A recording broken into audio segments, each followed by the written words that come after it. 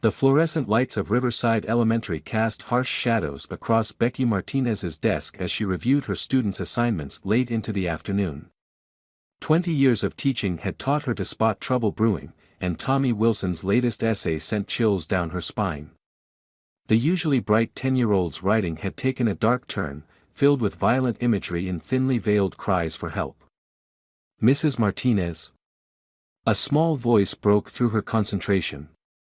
Tommy stood in the doorway, his oversized backpack making him look even smaller than usual.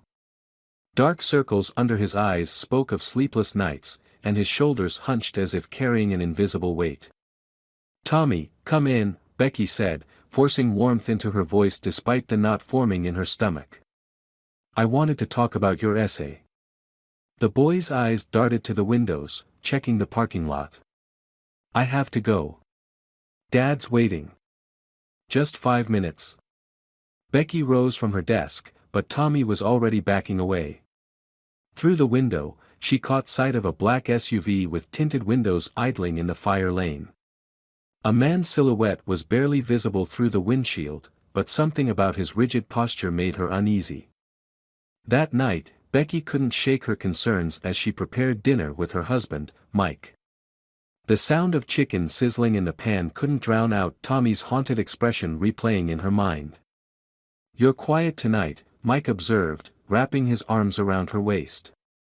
25 years of marriage had taught him to read her moods. "Tough day." "It's one of my students," Becky sighed, turning down the heat under the pan.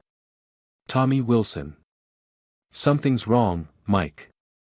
His behaviors changed completely over the past month. "He's withdrawn, jumpy. And today I saw his father waiting in the car. There's something off about that man." Mike's embrace tightened slightly.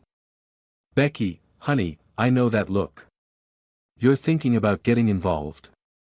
"Someone has to," she insisted, turning to face him. "If a child's in trouble dash. The last time you got involved with a student's home situation, we had to move districts," Mike reminded her gently. "Some people don't want help, even when they need it." "That was different," Becky protested, but the memory of threatening phone calls and vandalized car windows flashed through her mind. "I can't just ignore this." "Just be careful," Mike warned. "We don't know anything about this family." Later that night, unable to sleep, Becky found herself Googling the Wilsons. What she discovered made her blood run cold. James Wilson had a string of sealed court records and business dealings that seemed just a little too clean. His import-export company had changed names 3 times in 5 years, always just before major investigations by various agencies. Her digging was interrupted by a notification from the school's parent portal, a new message from James Wilson requesting an urgent parent-teacher conference. "Tomorrow. Alone." The timestamp on the message was 11:47 p.m. Becky stared at her screen, her cursor hovering over the "Accept" button. In the darkness of her home office, the gentle hum of her computer seemed to grow louder, matching the increasing thrum of her pulse. She thought of Tommy's frightened eyes, of Mike's warnings, of her own past experiences with troubled families. But there was something else nagging at her, a detail from Tommy's essay that had initially escaped her notice. He had written about a basement room where bad men came to make deals. The essay had been turned in just days after police reported a major drug bust had failed because their informant had disappeared. Her hand trembled slightly as she clicked "Accept" on the meeting request. As she did, her phone buzzed with a text from an unknown number. "Smart choice, Mrs. Martinez. Looking forward to our chat." She hadn't given James Wilson her personal number. Dawn broke over Riverside Elementary with an unsettling crimson glow. Becky arrived early, her hand still shaking slightly as she unlocked her classroom door. The mysterious text message had kept her awake most of the night, and she'd finally given up on sleep around 4 a.m. She'd told Mike she had an early staff meeting, not mentioning the upcoming conference with James Wilson. The guilt of lying to her husband sat heavy in her stomach, but she knew he'd try to stop her if he knew. Sometimes protecting someone meant walking into the fire alone. The school halls were still quiet when a sharp knock rang out. James Wilson filled her doorway like a storm cloud, tall and imposing in an expensive charcoal suit that somehow made him look more threatening than professional. His smile never reached his cold gray eyes. "Mrs. Martinez," he said smoothly, stepping inside and closing the door behind him. "So kind of you to meet with me this early." "Mr. Wilson," Becky replied, forcing herself to maintain eye contact. "Please, have a seat." He ignored the offered chair, instead walking to the windows and slowly closing the blinds. "I prefer privacy for these sorts of conversations. You understand." Becky's throat went dry as the last sliver of morning light disappeared. "What exactly did you want to discuss about Tommy's progress?" Wilson turned, his practiced smile slipping away like water off glass. "Let's cut the pretense, Mrs. Martinez. You've been asking questions. Looking into things that don't concern you. That stops now." "Tommy's welfare concerns me very much," Becky said, her voice stronger than she felt. "As his teacher As his teacher," Wilson cut in, "your job is to teach him math and reading. Not to pry into his home life. Not to run background checks on his family. And certainly not to contact the police." Becky felt the blood drain from her face. She hadn't contacted the police, yet. But she'd looked up their non-emergency number last night. How could he know that? "I haven't she began, but Wilson's laugh stopped her cold. "Please. I have friends in many places, Mrs. Martinez. Your internet searches. Your phone calls. That cute little garden webcam your husband installed last month. It's amazing what people broadcast without realizing it." He stepped closer, placing both hands on her desk and leaning forward. "So here's what's going to happen. You're going to sign these papers requesting Tommy's transfer to Mrs. Henderson's class. Creative differences. Professional disagreement. Whatever excuse you like. And if I refuse?" Wilson's smile returned, sharp as a razor. "Then we'll have to discuss the unfortunate allegations about your inappropriate relationship with Jason Miller last year. You remember Jason? The troubled student you tried to help. Amazing how easily emails can be altered, text messages fabricated. Your husband Mike works in banking, doesn't he? Such a heavily regulated industry. One scandal could be devastating." Before Becky could respond, a commotion erupted in the hallway. Through the door's window, she caught a glimpse of Tommy being dragged toward the school exit by a large man in a leather jacket. The boy's face was streaked with tears, and a dark bruise peeked out from under his collar. "Ah," Wilson straightened up, checking his watch. "Right on schedule. Tommy's feeling under the weather today. Family emergency. What are you doing to him?" Becky demanded, starting toward the door. Wilson's hand shot out, gripping her arm with bruising force. "Making sure he understands the importance of family loyalty," Wilson hissed. "Sign the papers, Mrs. Martinez. By the end of the day. Or next time, it won't be Tommy who needs a lesson." He released her arm and strode to the door, pausing with his hand on the knob. "Oh, and those security cameras you're thinking about right now? They've been on a loop for the past 20 minutes. Tragic how unreliable school equipment can be." The door clicked shut behind him, leaving Becky alone in the shadowy classroom. Her arm throbbed where he'd grabbed her, and her mind raced through impossible choices. The transfer papers sat on her desk like a loaded gun. With trembling fingers, she reached for her phone, ready to call Mike. Then she noticed the screen. Instead of her usual background photo, there was a new image. A crystal clear shot of Mike leaving his office the previous evening, getting into his car. The timestamp showed it was taken just minutes ago. The message beneath it was simple: choose wisely. The transfer papers remained unsigned on Becky's desk as sunset painted her classroom in long shadows. She dismissed her last class an hour ago, but couldn't bring herself to leave. The bruise on her arm had darkened to a deep purple, covered now by her cardigan sleeve. The soft knock at her door made her jump. Mike stood there, concern etched across his weathered face. "Thought I'd find you here. You weren't answering your phone." Becky glanced at her silent phone, Wilson's threatening photo still displayed. She'd been afraid to even touch it. "I'm sorry, I was just grading papers." Mike crossed the room, pulling up a chair beside her desk. 25 years of marriage had taught him to read between her lines. "No, you weren't." He gently took her hand. "Talk to me, Beck. What's really going on?" "The dam broke." Through quiet sobs, Becky told him everything: the threatening text, Wilson's visit, Tommy's bruises, the surveillance. As she spoke, Mike's face grew increasingly grave. "We need to leave," he said finally, his voice tight with controlled fear. "Tonight. I'll call my cousin in Seattle. We can't," Becky whispered. "He's watching us, Mike. The cameras, the phones, he knows everything.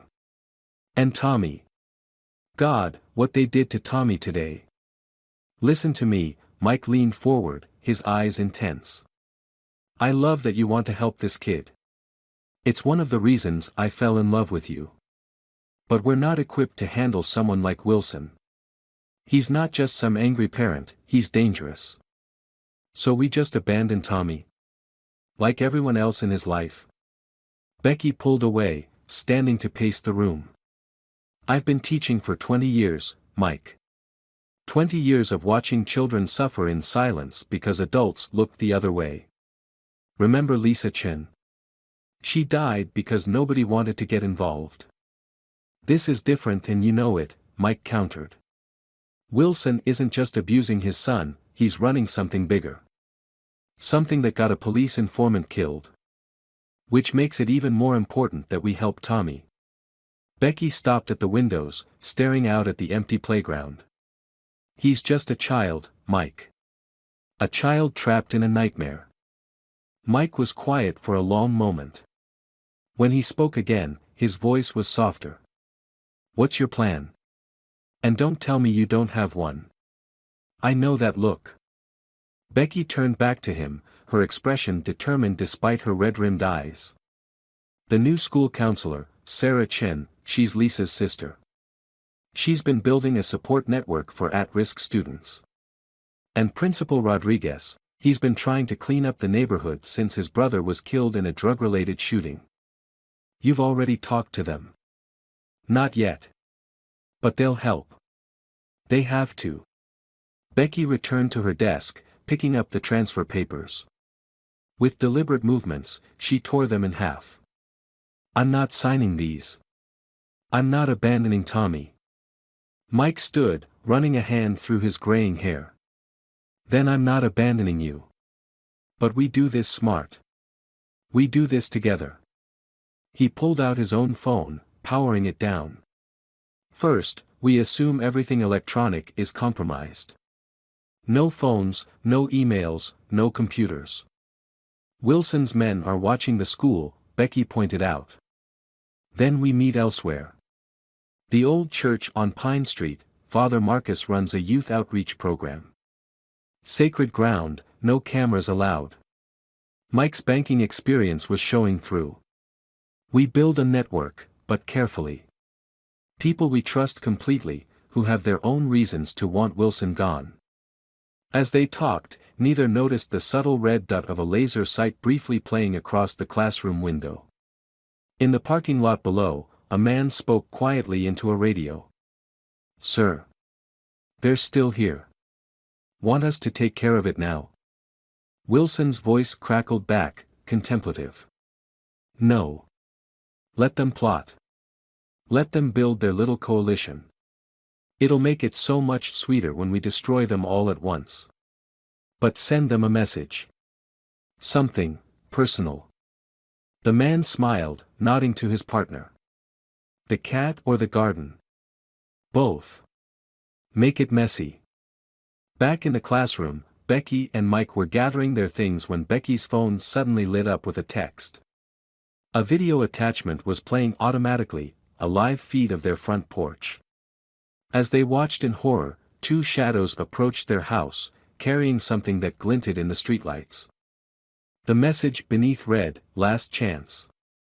Sign the papers by morning, or next time we won't stop at the garden." Their garden lay in ruins. Becky stood among the devastated flower beds, hands trembling as she surveyed the destruction. Their prized rosebushes had been ripped out by the roots, vegetables trampled into the mud. But worst of all was the message carved into their wooden garden bench: "Tommy needs a new teacher." Inside, Mike was dealing with the police, but Becky already knew it was pointless. The responding officers seemed unusually disinterested, barely taking notes as Mike described the vandalism. One of them kept checking his phone, smirking slightly. "We'll look into it," the officer said, closing his notepad without having written anything. "Probably just kids. Kids who specifically targeted our garden and left a threatening message about my wife's student." Mike's voice rose with frustration. "This is connected to James Wilson. We need to file a formal complaint. Wilson?" The second officer interrupted, his demeanor suddenly shifting. "James Wilson? Never heard of any trouble with him. Upstanding businessman. Generous donor to the Police Benevolent Fund." They left shortly after, leaving Mike and Becky with nothing but a useless case number and the sinking feeling that Wilson's influence reached further than they'd imagined. "We need to be at work in an hour," Becky said quietly, still staring at the ruined garden. "They're trying to scare us, Mike. Show us they can reach us anywhere." "It's working," Mike admitted, pulling her close. "But we're not giving up. I have a meeting with Principal Rodriguez at lunch. We'll figure something out." Neither of them made it to that meeting. Mike was 3 steps into his bank's lobby when his boss intercepted him, face grave. "Conference room. Now."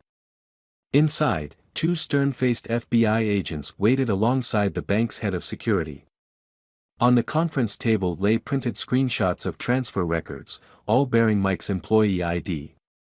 "Mr. Martinez," one agent began, "we need to discuss several suspicious transactions flagged by our financial crimes unit." "What transactions?" Mike's confusion was genuine, but the agent's expression remained coldly professional. "Over the past 3 months, someone using your credentials has been moving money through a series of offshore accounts. Small amounts at first, then larger sums. Classic money laundering pattern." "That's impossible," Mike protested. "I haven't. We have the logs, Mr. Martinez. Your password. Your authorization codes. Times matching your work schedule." The agent slid forward a thick folder. "The last transfer was this morning. $2 million to an account in the Cayman Islands." Mike's boss wouldn't meet his eyes. "We've already contacted the bonding company. Given the circumstances, we have no choice but to terminate your employment immediately. This is a setup." Mike's voice echoed off the conference room walls. "James Wilson, he's behind this. He threatened my wife, vandalized our home. James Wilson?" The second agent raised an eyebrow. "The same James Wilson who reported suspicious activity from your terminal last week? Who provided us with evidence of your involvement in a money laundering scheme?" Mike's blood ran cold. What? "You'll need to surrender your credentials and come with us, Mr. Martinez. We have some questions about your connection to several ongoing investigations." Across town, Becky was dealing with her own crisis. She'd arrived at school to find her classroom door sealed with police tape. Principal Rodriguez intercepted her in the hallway, his face ashen. "Becky, I'm sorry. The police were here at dawn. They found drugs in your desk. A lot of them. And evidence suggesting you've been selling to students. That's insane." Becky felt the floor tilting beneath her feet. "You know me, David. I would never dash. They have security footage, Rodriguez cut in quietly. You, letting students into your classroom before hours. Taking money. Wilson's son Tommy provided a sworn statement. Becky's phone buzzed. A text from an unknown number. Still want to be a hero, Mrs. Martinez? Check the news. Your husband should be in custody by now. But I'm willing to make all of this go away. One signature. That's all it takes. A second message followed immediately, or you can try to fight. Watch your husband go to prison. Lose your teaching license. Your reputation. Your freedom. Your choice. You have 1 hour. The transfer papers sat in her bag, wrinkled but intact after she'd retrieved them from the trash. One signature to save everything she and Mike had built. Her phone buzzed again. This time it was Mike, his message short and desperate. Don't sign anything. They've arrested me. Get to Father Marcus. Tell him everything. I love you. Before she could respond, 2 police officers appeared at the end of the hallway. Rodriguez stepped back, unable to meet her eyes. I'm sorry, Becky. They have a warrant. The officers approached, handcuffs glinting under the fluorescent lights. Behind them, through the school's front doors, Becky caught a glimpse of James Wilson watching from his black SUV, a satisfied smile on his face. Her phone buzzed one final time. Time's up, Mrs. Martinez. Welcome to my world. The holding cell was cold, but Becky barely noticed. Her mind raced through the events of the past 24 hours, searching for a way out. She'd refused to sign the transfer papers, even as they'd cuffed her. Even as they'd paraded her through the school hallway past shocked colleagues and crying students. Martinez, the guard called. Your lawyer's here. Becky looked up, confused. They hadn't allowed her to call anyone yet. Through the cell door entered a sharp-featured woman in an expensive suit, carrying a leather briefcase. Sarah Chen, she said quietly, once the guard had left. Lisa's sister. Word travels fast in our circles. Father Marcus reached out. How did you dash? Become a lawyer? Sarah's smile was hard. After Lisa. I realized teachers weren't the only ones who needed protection. Now, listen carefully.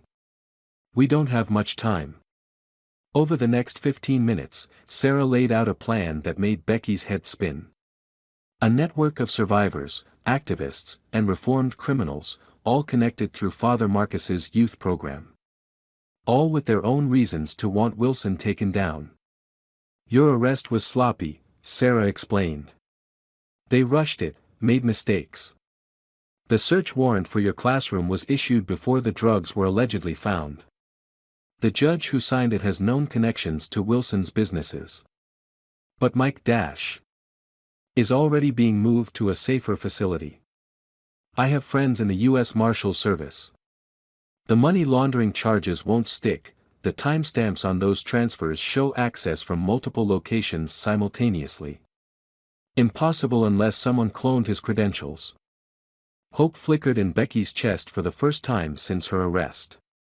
Wilson's getting careless. No, Sarah corrected. He's getting desperate. Tommy isn't just his son, he's evidence. 3 weeks ago, one of Wilson's associates had a crisis of conscience. Turned state's evidence. But before he could testify, he disappeared. Tommy was there. He saw everything. Becky's blood ran cold. The basement room, from his essay. Sarah nodded. Wilson's organization is bigger than we thought. Human trafficking, drugs, money laundering. But he's also made enemies. Powerful ones. People who've lost children to his operations. People who've been waiting for a chance to strike. She opened her briefcase, revealing a stack of documents. Principal Rodriguez didn't betray you. He's been working with the DEA for months, gathering evidence. The security footage Wilson used against you. Rodriguez made sure it clearly shows Wilson's men planting the drugs in your desk. Why didn't he tell me? The same reason I became a lawyer instead of a teacher. Sometimes you have to work in the shadows to fight monsters. Sarah leaned forward. Wilson thought he was destroying your support system. Instead, he gave us exactly what we needed, a public scandal big enough to force the FBI's Organized Crime Division to look closer. A commotion erupted in the hallway. Sarah quickly gathered her papers. That's our signal. In about 30 seconds, you'll be transferred to county processing. The van will be redirected. By the time Wilson realizes you're gone, it'll be too late. What about Tommy? Already taken care of. That bruise you saw. Tommy finally fought back. Ran away. Wilson's men are tearing up the city looking for him. Sarah's smile turned predatory. They won't find him in Father Marcus's church basement. As footsteps approached the cell, Sarah stood. One last thing. Wilson's not just fighting for his empire anymore. The FBI has been investigating a series of missing children cases. All connected to his import-export business. All matching Tommy's age. Becky felt sick. His own son. Why do you think Tommy's mother disappeared 3 years ago? She found out. Tried to run. Wilson made an example of her. Sarah handed Becky a small piece of paper. Memorize this address. When you're clear, go there. Mike will meet you. And Becky? Wilson's not the only one who can gather evidence. The cell door opened. 2 officers Becky hadn't seen before stood waiting. Their badges looked different from the local police. Sarah squeezed her hand. Time to disappear, Mrs. Martinez. The next move is yours. As they led her out, Becky's phone sat in the evidence locker, screen glowing with an incoming message from Wilson. Running won't save you. Ask Tommy's mother. Oh wait. But there was something Wilson didn't know. Something about Tommy's last essay that had seemed odd at the time. A detail about his mother that now made Becky's pulse race with possibility. Tommy had written, "Mom sends messages in my dreams. She says the angels in the garden will help me." The garden. Their destroyed garden.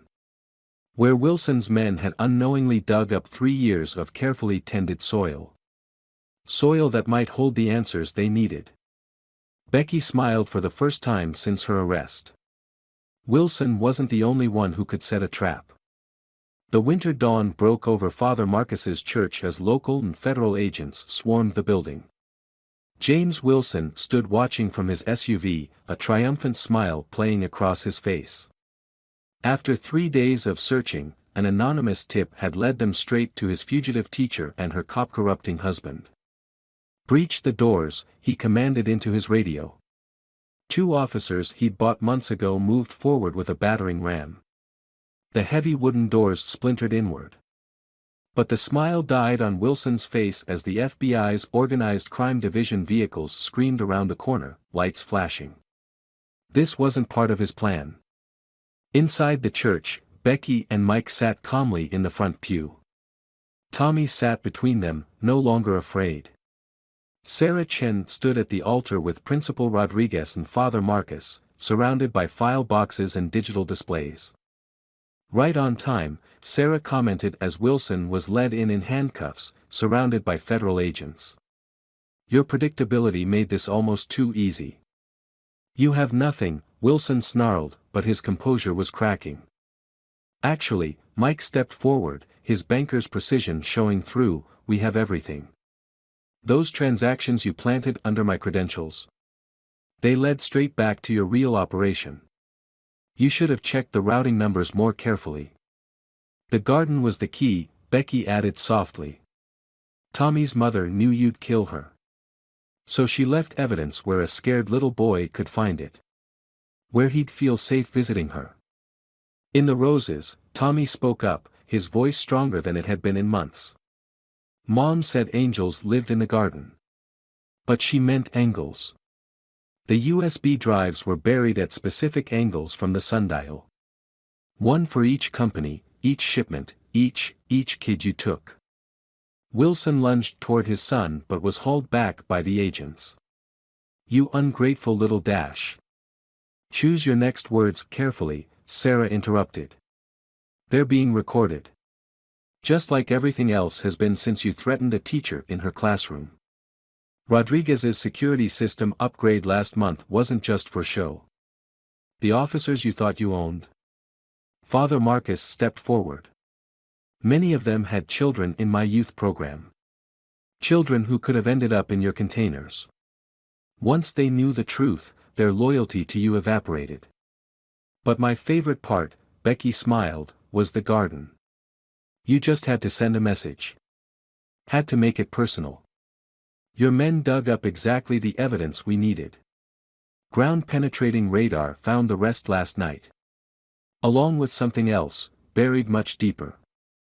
Lauren Wilson's remains, Principal Rodriguez finished. Tommy's mother. Right where your men would have found her, if they'd dug just a little deeper while destroying our garden. Wilson's face went gray. You're lying. The DNA results came back an hour ago. Sarah held up a document. Along with tissue samples showing the same drug cocktail you used to sedate trafficking victims.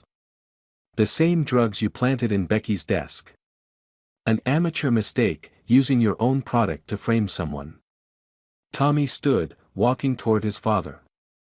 The agents tensed, but the boy showed no fear now. Mom knew what you were. What you did to those other kids. She left a message for when I was ready to be brave. When I found someone brave enough to help me. Everything's on those drives, Mike explained. Shipping manifestos. Bank accounts. Client lists. Names of every corrupt official on your payroll. But most importantly, locations. The FBI is raiding your warehouses as we speak. Finding all those children you tried to make disappear. Wilson's mask finally cracked completely. I'll kill you all, he raged. You have no idea who you're dealing with. My organization dash. Your organization is finished, a new voice cut in. A federal agent in a crisp suit entered, flanked by more officers. We've already rounded up your top lieutenants. They're all quite eager to make deals. Especially, Sarah added with grim satisfaction, after learning you were planning to sacrifice them all to save yourself. Those last transactions you forged under Mike's name. They transferred everything to your private accounts. Left your partners penniless and implicated in all your crimes. Your own greed destroyed you, Becky concluded. Just like your cruelty toward Tommy destroyed any loyalty he might have had. Children need love, Mr. Wilson. Not fear. That's something you never understood. As they led Wilson away, Tommy reached for Becky's hand. Is it really over? The hard part is, she smiled, squeezing his hand. Now comes the healing. 1 year later, the garden bloomed again. New roses climbed fresh trellises, and vegetables sprouted in neat rows. A small memorial stone sat near the sundial, honoring Lauren Wilson and all the children they'd managed to save. Tommy sat doing homework at the restored garden bench, now living with his mother's sister. The bruises had long faded, replaced by the healthy glow of a child who finally felt safe. Who had found his voice and his courage. Becky watched from the kitchen window as Mike prepared dinner. Her teaching license had been restored with honors, and she'd been promoted to head the school's new child advocacy program. Sarah Chen had helped establish a foundation supporting teachers who stood up for at-risk students. The evening news played quietly in the background, reporting on another conviction in the ongoing corruption investigation Wilson's case had sparked. But Becky was focused on the letter in her hands, a thank you note from one of the rescued children, now reunited with their family. Mrs. Martinez, it read in careful handwriting, thank you for being brave when everyone else looked away. You taught me that one person who refuses to give up can change everything. She smiled, pinning the letter to their new family bulletin board. Sometimes the biggest victories came from the smallest moments of courage. From choosing to stand firm when evil men tried to force you to look away. The garden beckoned, and Becky stepped outside to join Tommy. There was homework to check, dinner to eat, and a future to nurture. Life went on, safer and brighter, because someone had dared to protect a child who needed help. Some called it justice. Becky called it teaching.